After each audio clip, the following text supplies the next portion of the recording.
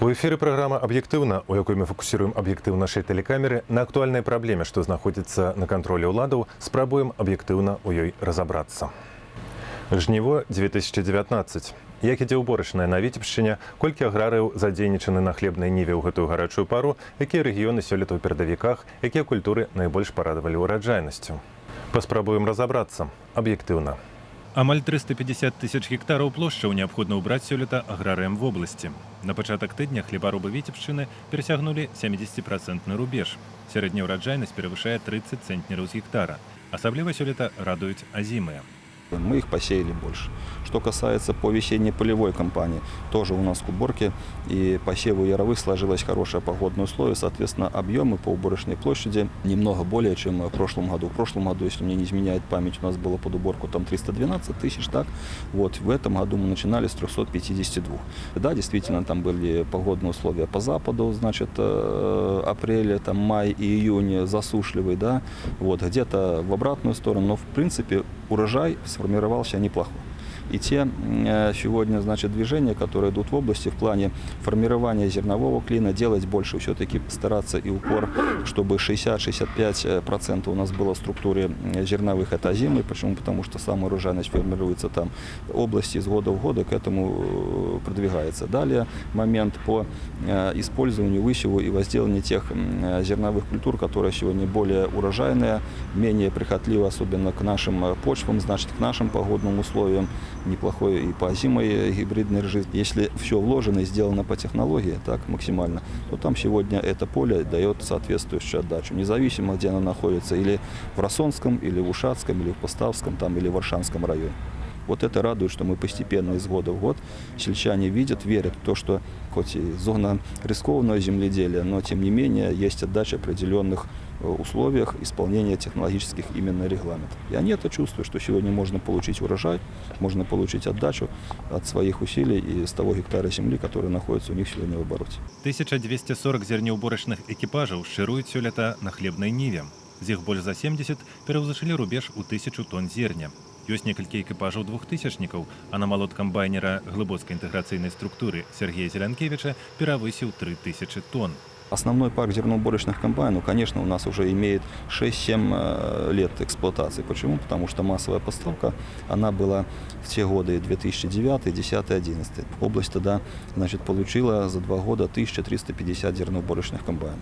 Вступили в строй.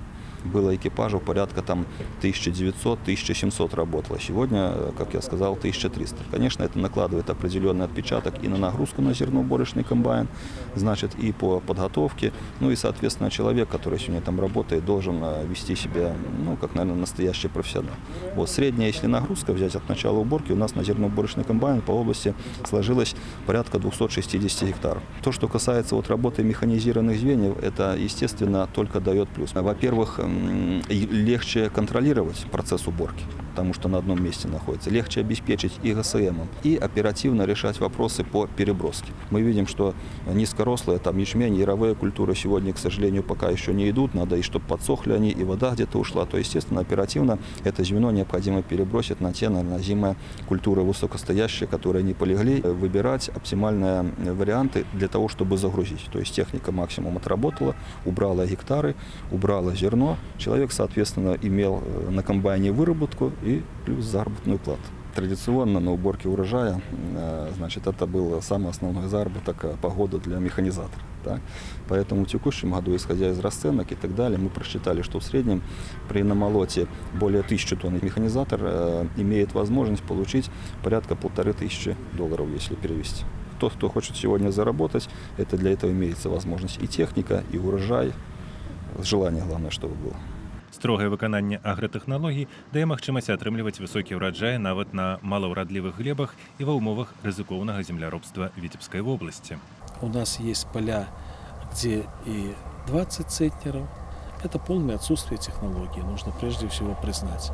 И есть поля, где и 70, и 80, и даже отдельные участки в этом году давали до 120 центнеров.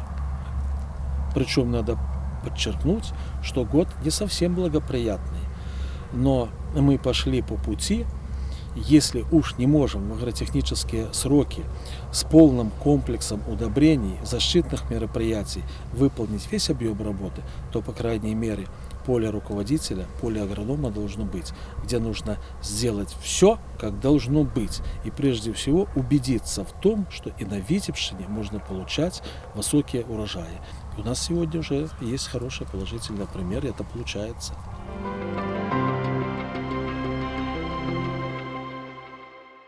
У структуры адкрытага акцыянернага таварыства «Малако» 3 сельгасфіліалы. Агульныя ўборачныя плошчы больш за 6,5 тысячы гектараў. Ураджай сёлета парадаваў. Валавына малота атрымліваецца прыкладна на трэць больш мінулагодняга. 27 комбайнов у нас имеется всего в структуре.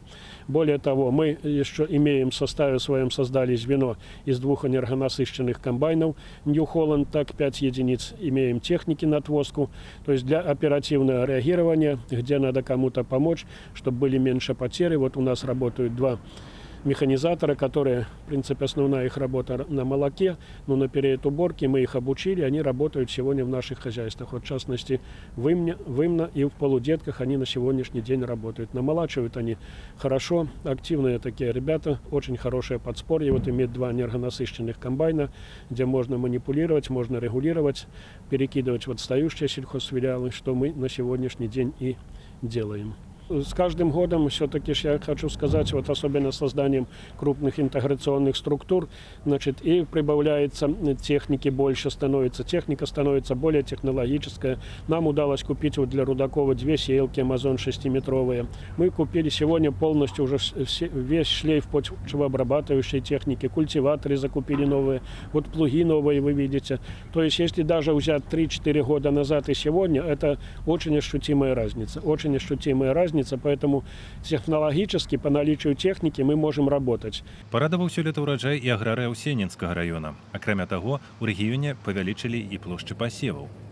Для района эта уборочная кампания примечательна тем, что к уборке площадей озимых и яровых зерновых культур порядка 5000 больше, чем в прошлом году. Это для нашего района это весомый объем.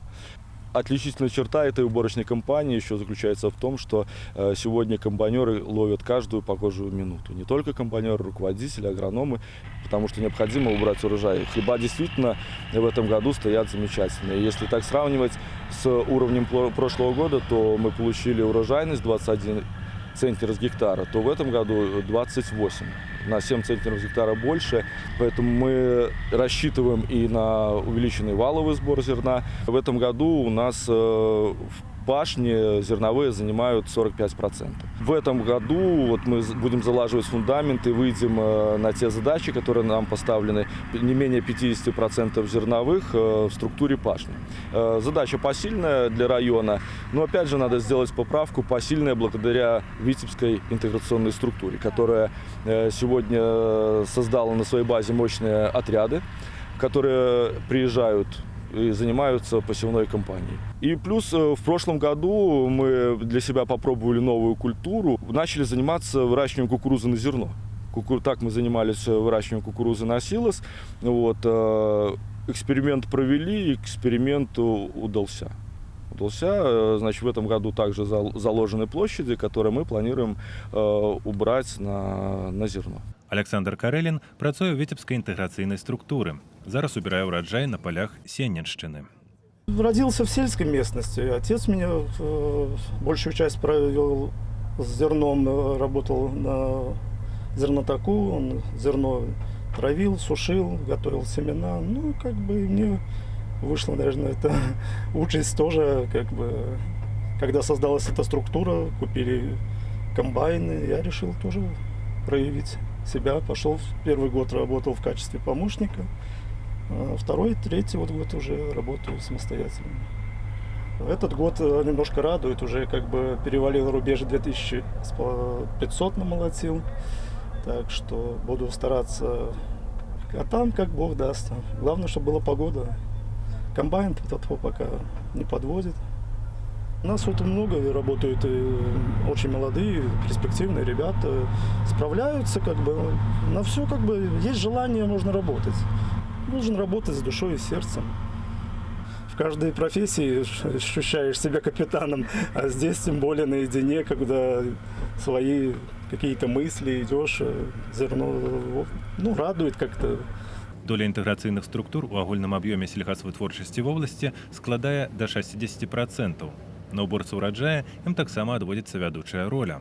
Если взять в целом по осенней посевной 2018, по весенней полевым работам 2019 года и в целом подошли к финишу к уборке, да, из 350 тысяч, которые надо убирать, 197, грубо 200 тысяч, это сельхозпредприятия, которые входят в состав интеграционных структур наших 4. Каждый день, получая сводку то ли по растениеводству, то ли по животноводству, 50% всех объемов, которые стоят в графе итого, да, по 21 району Витебской области, это именно объем вот этих интеграционных структур и хозяйств, которые входят туда. Соответственно, это дает свои плоды. Там есть и урожайность, и земля сегодня в обороте, и отдача людей, выработка техники. Агульны намалот у інтэграцыйных структурах дасягае ўжо 400 тысяч тонн. Наибольшую урожайность нас сегодня дает гибридная рожь 42,7 центнера с гектара. Пшеница третикаля 31-32 центнера с гектара, ячмени немножко ниже 28 центнеров с гектара. Вот. По уборке лидирует глубокая интеграционная структура. Параллельно с уборкой сегодня интеграционные структуры ведут кормозаготовку, работают отряды по кормозаготовке, работают отряды по заготовке кормов стрейч-пленку. Сегодня и там есть свои лидеры. Отряд на базе Верхнедвинского маслосырзавода сегодня заготовил 7 тысяч тонн сенажа в полимерные материалы. В прошлом году рекорд был 5,5 тысяч тонн. Кроме того, мы сегодня полностью ведем подготовку почвы под сев озимых. Ведем сев озимых на сегодняшний день.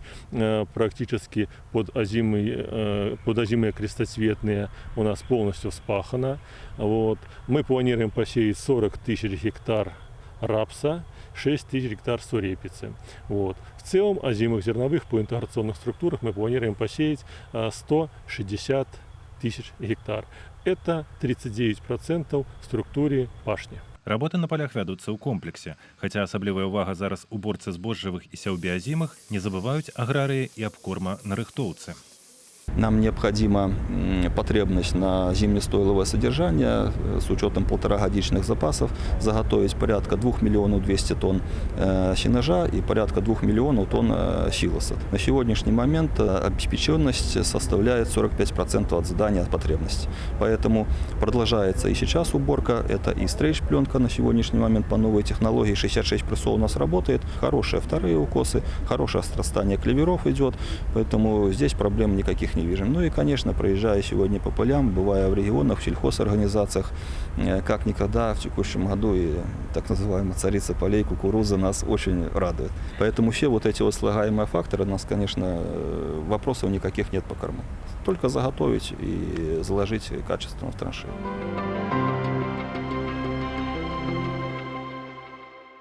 Каля мільёна тонн зерневых плануюць атрымаць сёлета ў Витебской области. Збожжа поступае на комбинаты хлебопродуктов. Зерно поступает в лабораторию, где проводятся следующие анализы. Предварительное определение влажности зерна, а затем определяется натурный вес зерна, определяется в продовольственном зерне, в пшенице количество клейковины и качество, в орже определяется содержание спорыньи. Затем проба формируется и направляется к лаборанту, который дает размещение, куда направить данную партию зерна. Либо мы отправляем в склад, если оно сухое пришло, либо отправляем на сушилку, либо на сепаратор для освобождения от сорной примеси.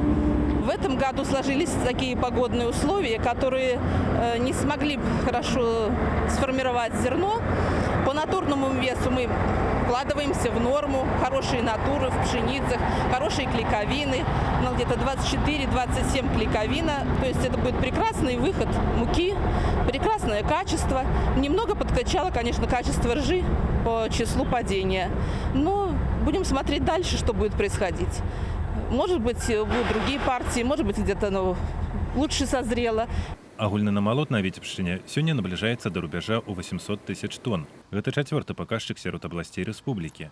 У цэлым работы на ўборцы праходзяць арганізавана. Никаких проблем больших нету.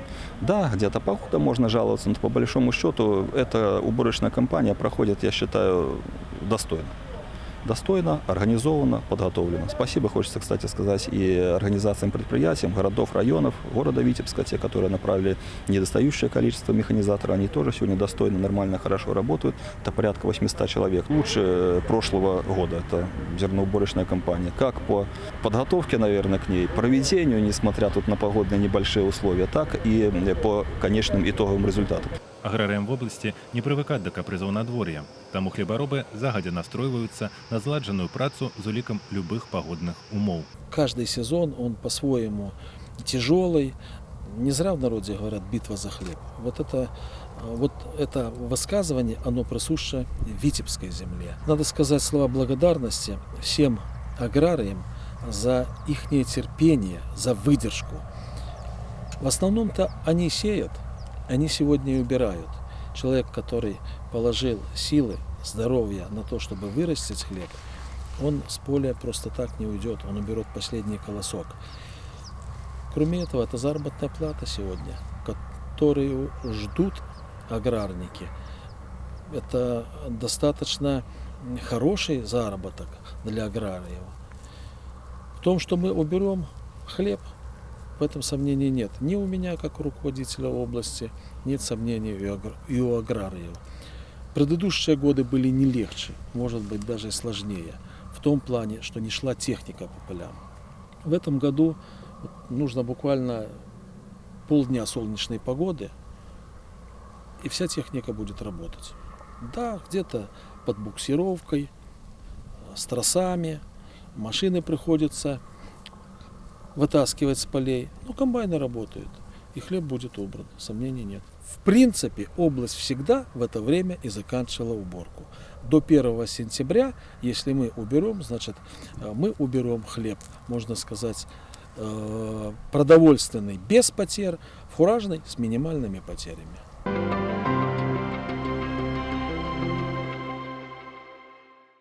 Работы на полях працягваюцца. Канчатковыя вынікі сёлетняга аграрнага года падводзяць пакуль рана. Але ўжо сёння можна гаварыць, што ганарыцца працаўнікам вёскі ёсць чым. І на абласных дажынках 2019 у Браславе лепшыя з лепшых па праву атрымаюць свае заслужаныя ўзнагароды. На сайте тэлерадыёкампаніі «Витебск» vtv.by можна знайсці тэмы наступных выпускаў нашай перадачы. А на электронны адрас мы чакаем вашых прапаноў па іх. Сюды ж дасылайце пытанні службовым асобам па той ці іншай тэме. Гэта была праграма «Аб'ектыўна», у якой мы спрабуем разабрацца ў праблеме аб'ектыўна. Бывайце здаровыя!